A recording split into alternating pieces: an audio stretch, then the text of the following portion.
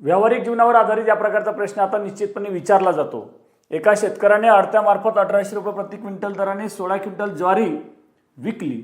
अडत शेकडा 2 दराने दिली तर त्या शेतकऱ्याला किती रुपये मिळाले असतील? कसं सोडवणार? अगोदर त्या शेतकऱ्याचा एकूण माल किती विकला गेला तो कसं शोधणार? 1800 रुपये प्रति क्विंटल आहे आणि एकूण क्विंटल किती माल आहे? 16 क्विंटल। मग 1800 गुणिले 16 केलं, 2 शून्य आहे तसे दिले, 18 88 हातच्याला 10, 18 1 18, 18 10 28, म्हणजे 28,800 रुपयांचा माल विक्री झाला। आता त्याच्यावर काय आहे? 2% अडत आहे।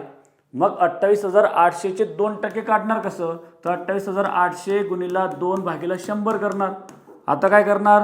हे अंश आणि छेदाचे 2 शून्य गेले, 288 गुणिले 2 केलं तर किती येणार? 576 रुपये। गुणाकार केला 576 रुपये आलं, म्हणजे काय? अडत 576 रुपये दिली जाणार। मग आता काय?